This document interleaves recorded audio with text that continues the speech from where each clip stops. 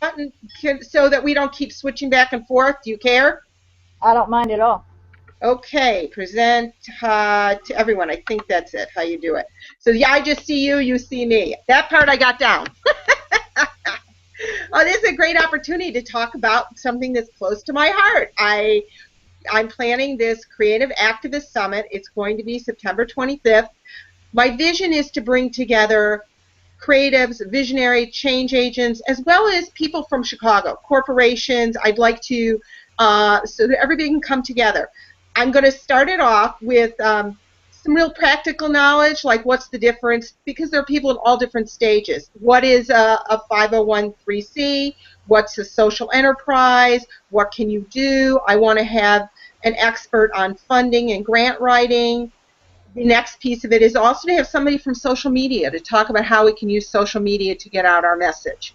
So there'll be some real practical steps. And then the next piece of it would be the creative part.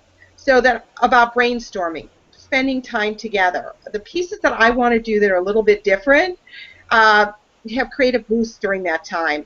Everybody's going to eat lunch together, so whoever table, let's say if you want to talk to one of the speakers, you can sit at their table. If not, then everybody's got a chance. I'd have a little longer lunch, like an hour and a half, so people get to brainstorm whatever their project is. And I also, instead of like having vendors, I want to have, no, it's not I want to, I'm going to have a contest. And I'm going to have like 15 people who've designed projects that they're doing out in the community to engage people in peace or better the environment. And let them be out in the hallway where other people can see what projects they're doing, and they can either get involved with theirs or help them support them. And so it'll be like a contest. So I want to get some sponsors for that. So I want to invite people who are not necessarily, adults. They could be kids then, that kind of thing. So it doesn't matter how young or how old, that we can all have a dream and we can do something about it. So how does that sound? That sounds great. Okay. If talk to me. What would you think about coming to something like that? What would it take? What's a price point that would be good for you? What are things you would be looking for in a creative activist summit?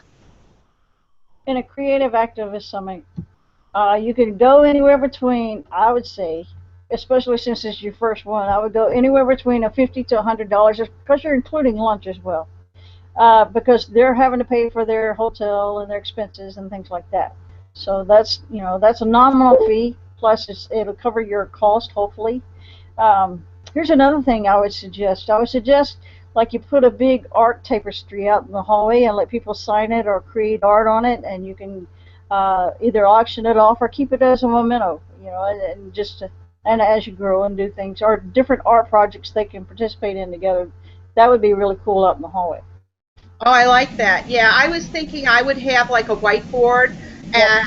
and where people could, I'm going to have questions throughout the day. If you were Superman, you had three superpowers, what would you do to change the world? Or, what's your favorite pay it forward moment? And so people could write about it. We'd have somebody videoing it as we go along. How can you get involved? What are your concerns with your community you live in? So I want to have those interactive experiences throughout the event. I was sort of thinking, I was thinking a higher price point, but I'm going to try and get sponsors so then I can keep it Great. lower. Or ad. Because I'd like to offer some scholarships for people who can't, Oh, great. it would be Even advertisers, that would be great. right. And have I'm thinking 1 day versus 2 days just for the first one. And that may prohibit people coming, but I'm thinking I would do it from 9 a.m. till 9 p.m. at night so that we could have two meals together, that we could have in the evening would be more about the arts. It about be the creative. So how can we then take everything we've learned, and really, and because you understand about using the arts to, whether it's journaling or writing, how can we take it to another level to incorporate it to create change? I think also if you have time, I don't know what's on your schedule, but even if somewhere in there, if you had 30 minutes to an hour that you could do almost at the end, after everybody's met and collaborated, Do a Q&A on how they can about their projects, and let the audience give them feedback, and it'll be more interactive, and everybody will feel involved, and you'll get a lot of good information that you can utilize for blogs or your radio or videos, whatever. So I mean, it's very informative. Oh, Just I like that. That's good. I'm not the kind of person who likes chairs in a row. I always like tables. yeah, So round. I'd rather have tables so that there is that interactive, even within that 8 people that you're sitting with at a table. I hate those chairs that you just sit in a row. More personal. Even a lot of times when we try to set up for our organization, what we'll do is do like a kind of like a state, not a stadium, but a ballroom where you have it. It's almost like circular, where there's like, if you're doing lines and rows, or then if you want to do chairs, that's good. But if you have to seat them facing each other, I would do it kind of in a circle and have some in the middle and have your little hallway there in between the two. Um, Either way. So it just depends on how much space, how many attendees you have, and what you have room for. Right, right. Well, I would love to have 200 people. That is my goal. That would be wonderful. I know. I think there's enough interest between people I know, and the Chicago community is pretty active. Hmm. So I'm hoping to start reaching out to people. I'm in the process right now of looking for hotels. So it's like, okay, I just got it on the calendar. I made a decision, and now I have this big dream, because I want to bring funders together. I want to bring community leaders together, because whatever that project is, whether it's something like your pop-up art, well, maybe we can do something with somebody else and other organizations that you haven't met here in Chicago, that kind of thing. So. Um, Also, if you're going to set up people, like if you're going to designate one hotel or a specific hotel which has the best price and best amenities, if you can watch, well, what I do is I like doing the Marriott rewards, and I know other hotels offer rewards programs. You can do that and get people to come and sign up for the event, and those rewards will go to, I think if you get so many people, it goes to you. So they could also give you some free space for hotel rooms for your speakers. Oh, that would be great. Yeah. Wonderful idea. Thank you. You're a wealth of information. But this is what we do. We're creative catalysts and collaborators.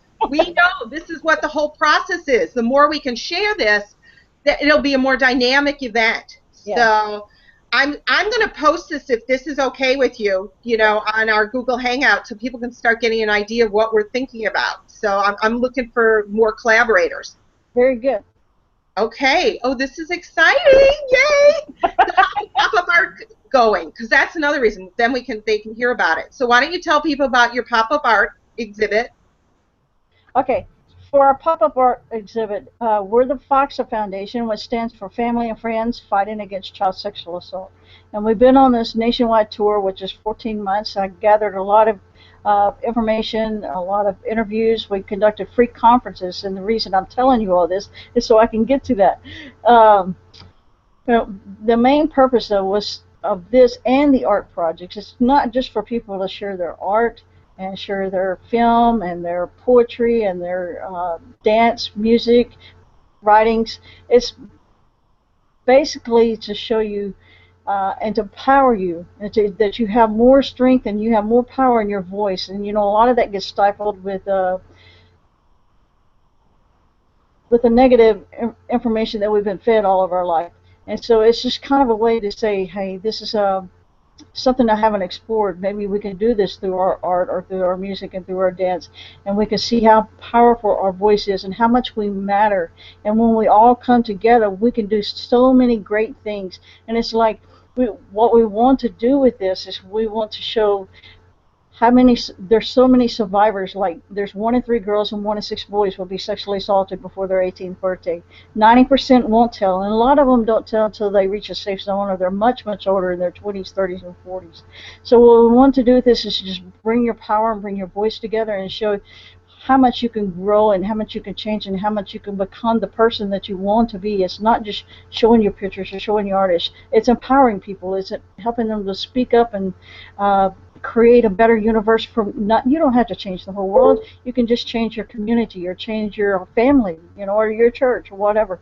I want it just, with as a collaboration and a team, what we're doing is we're changing the public policies. We're changing the social stigma of child sexual assault and human trafficking prevention. We're creating a paradigm shift for a multi-generational epidemic. And so what we're trying to do with that is just as many stories keep coming out, people keep sharing their stories and their power through video, through writing, through art, music, dance, film. What we're going to do with that is we're hoping it'll be so much that we can change the social stigma. We can change and empower and change the mental health profession because, you know, there's so many problems that come from being sexually assaulted or anybody with trauma. It could be a war veteran. It could be law enforcement. Trauma affects us all. And so what we're trying to do is get everyone to bring there'll be so many stories to impact this country and the world that will have to change the mental health systems. We'll have to change the judicial systems and the CPS systems and the way people are fighting for their families. And so that's the power behind what we're doing. I love it. I love it. I want to just let everybody know Connie Lee is one of the stories in my book, The Creative Activist, that will be coming out the end of June. So I want to let you know. But we have covered a multitude of different people, and Connie is one of the first people I interviewed and was kind enough. I found her, and I was so impressed by the work that she was doing and how she was using the arts for healing. That is something that is dear to my heart, as we both know, and I've contributed my own artwork. And I'm so excited because she's going to interview me on the 25th. Amen. So we'll keep you posted on that. And she will be interviewing people throughout the day. So It's going to be a very exciting event, and I love it. It's the first one that I've seen like this, and I think it's going to make a huge difference. And as creative activists, we're collaborating to make the world better.